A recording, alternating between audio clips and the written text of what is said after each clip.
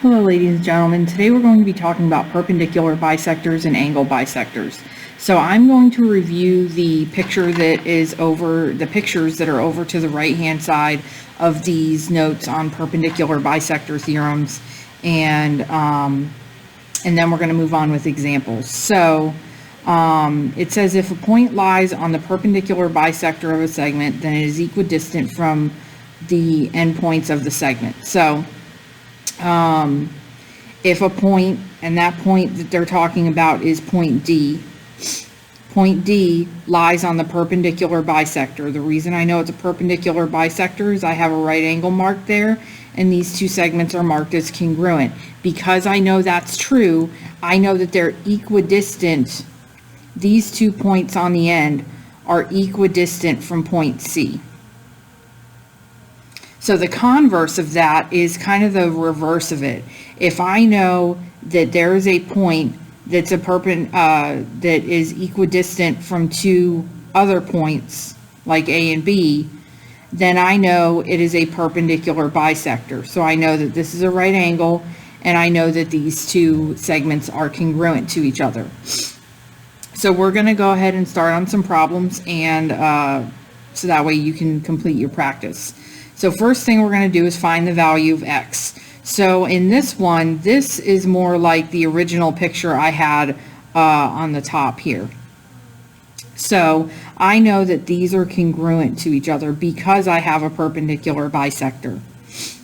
So I'm going to take 7x plus 24 and set it equal to 13x minus 48. So I'm going to subtract 7x from both sides, and I get 24 equals 6x minus 48. Then I'm going to add 48 on both sides, and I get 72 is equal to 6x. I'm going to divide by 6 on both sides, and I get x equals 12. The next one is like the illustration we had on the bottom one. So I know that these are congruent to each other because of the markings that I'm given. I know that these two are congruent and that this is a right angle. So I know that these two bottom segments are congruent to each other. So I'm going to find the value of x. So I take 17x minus 3 and set it equal to 9x plus 13. I'm going to subtract 9x from both sides, and I get 8x minus 3 equals 13. I'm going to add 3 to both sides. I get 8x equals 16. I'm going to divide by 8 on both sides, and I get x equals 2.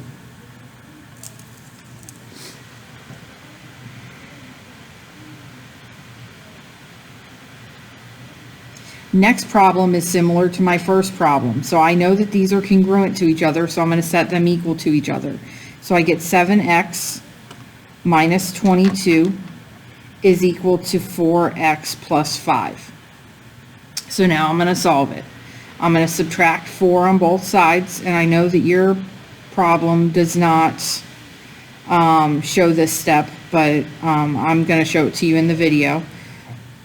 So we subtract 4x from both sides. I get 3x minus 22 equals 5. Then we add 22 on both sides, and I get 3x equals 27. Then we're going to divide by 3 on both sides, and we get x equals 9.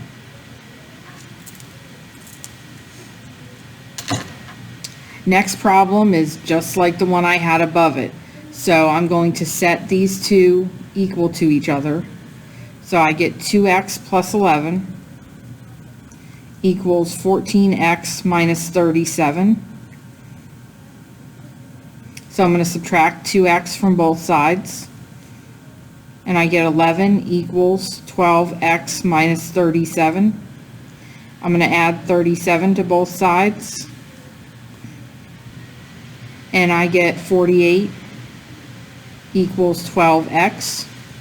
I divide by 12 on both sides, and I get x equals 4. And actually on the last problem, I need to go back for a moment. I need to define RS. So I need to take X and plug it back in for this side. So I'm going to do 4 times 9 plus 5, which is 4 times 9 is 36, and 36 plus 5 is 41. So 41 is RS. That was my mistake. So on the next one, I'm going to do the same thing, but I'm going to do this for EG. So I'm looking for this one. So I'm going to do 2 times 4 plus 11. 2 times 4 is 8, and 8 plus 11 is 19. So I get 19 for EG.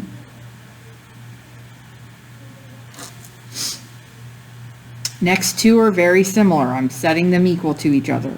So I have 5x minus 11 equals 3x plus 17. I'm going to subtract 3x from both sides.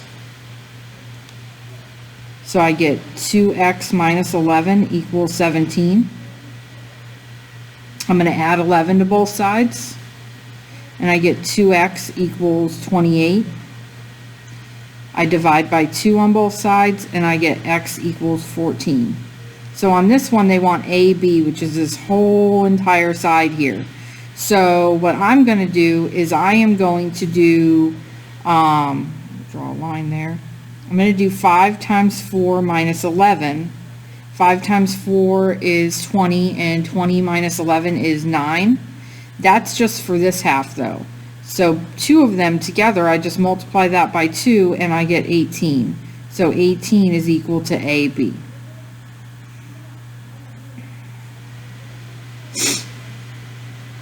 Next one, we're finding JK. Again, these are congruent to each other, so I'm setting the expressions equal to each other. So I get 6x minus 26 is equal to 3x plus 34. I'm going to subtract 3x from both sides. So I get 3x minus 26 equals 34. Then I'm going to add 26 to both sides. And I get 3x equals 60. Then I divide by 3, and x is equal to 20. So I'm looking for JK, which is right here. So I'm going to take and plug 20 in for x. So I get 6 times 20 minus 26. 6 times 20 minus 26 is 94. So 94 is equal to JK.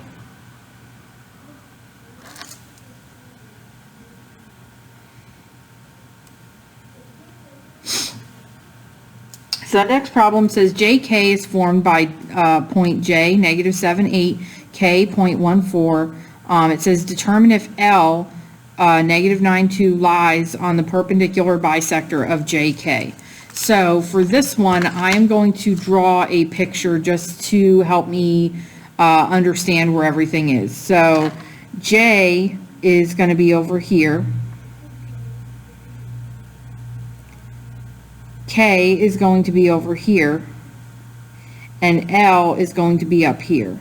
And I'm trying to determine if L, if I create a line, is it the perpendicular bisector? So I'm trying to see if these two if these two segments are congruent. The ones with the 2 congruency markers on them. I'm trying to see if those are congruent. So what I'm going to do is use the distance formula and use J and L in one formula and K and L in another formula to see if I end up with the same answer. So to find JL, I am going to plug into my distance formula, which is the square root of y2 minus y1 squared plus x2 minus x1 squared. So I get negative 9 plus 7 squared plus 2 plus 8 squared.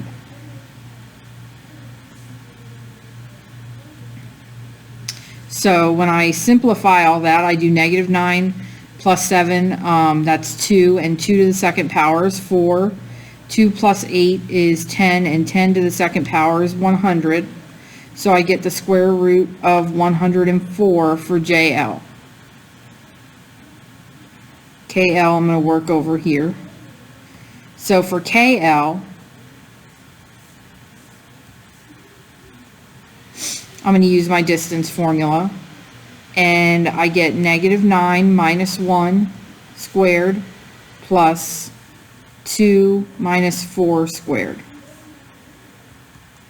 So -9 minus 1 is 10, and 10 to the second power is 100, plus 2 minus 4 is -2, and -2 to the second power is 4, and 100 plus 4 gives me the square root of 104.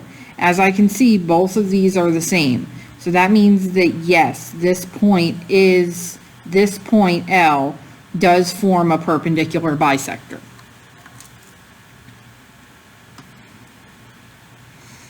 So the last part we're going to move on to is angle bisectors. So an angle bisector, I just want to draw you a picture of what it is. So if I have this angle here, and I have an angle bisector, it's cutting it in half into 2 even pieces. Okay, it's taking an angle and cutting it in half. I just had a glitch. There we go. So it's taking that angle and cutting it in half. When I cut an angle in half, there are certain properties and things that happen, and that's what we're going to be talking about.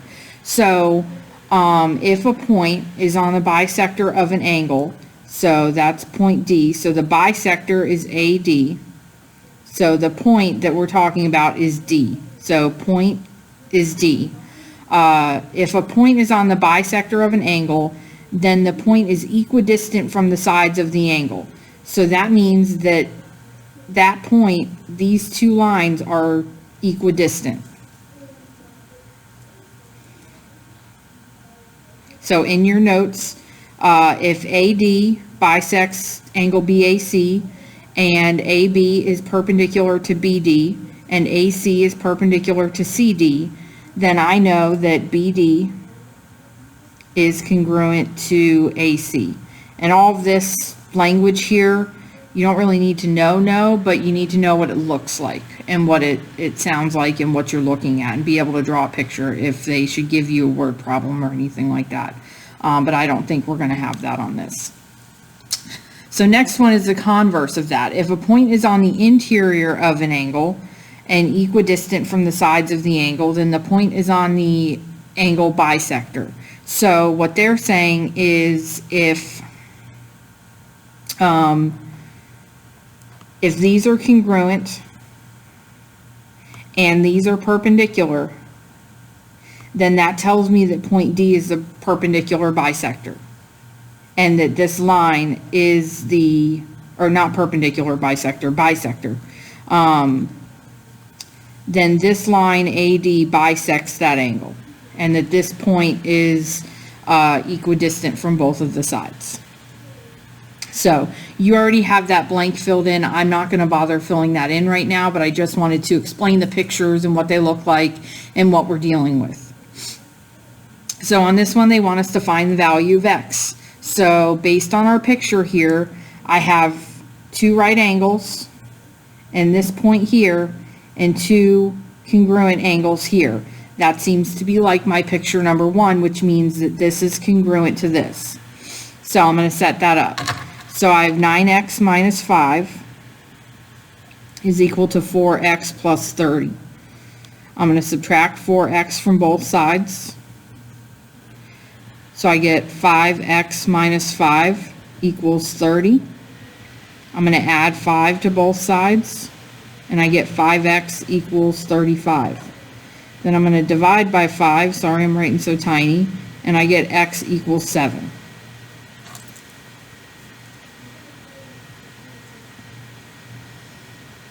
And one thing I forgot to include on this drawing is I know that these angles are congruent to each other as well, which is what our next problem is like, number 9. So I know that these are congruent and these are perpendicular to each other, then I know that these angles are congruent to each other, so I can set them equal. So I have 5x minus 11 equals 8x minus 41. And I'm going to solve for x on that, so I'm going to subtract 5x on both sides. I have negative 11 equals 3x minus 41. I'm going to add 11 on both sides. And this should be a negative. No, that should be a positive. We're good. We're not adding 11. We're adding 41 on both sides. Sorry about that. So we're going to add 41 on both sides. When I do that, I get 30 over here equals 3x. We're going to divide by 3 on both sides, and I get x equals 10. Sorry about that interruption. So next problem, we have to find AD. So to find AD, I know that these two sides are congruent to each other. So I'm going to set them equal to each other. So I have 13x minus 4 is equal to 8x plus 11. So to solve that, I'm going to subtract 8x from both sides. And I get 5x minus 4 equals 11. I'm going to add 4 to both sides. And I get 5x equals 15. Then I'm going to divide by 5 on both sides. And I get x equals 3. But I'm trying to find AD, which is right here. So I'm going to take x and plug it back in. So I'm going to do 13 times 3 minus 4. 13 times 3 minus 4 is 35. So 35 is equal to AD.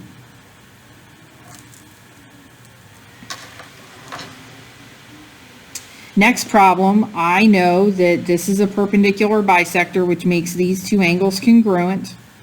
And because I know that, I can set those two measurements equal to each other. So I have 8x minus 32 equals 3x plus 3. I'm going to subtract 3x from both sides. And I get 5x minus 32. Let me rewrite that, that's kind of sloppy. 5x minus 32 equals 3. I'm going to add 32 to both sides. And I get 5x equals 35. I'm going to divide by 5. And I get x equals 7. But they want to know the measure of angle XWZ. XWZ is this small angle here. So I'm going to plug 7 in for 8x minus 32. So I'm going to have 8 times 7 minus 32. And 8 times 7 minus 32 is 24. So 24 is equal to the measure of angle XWZ.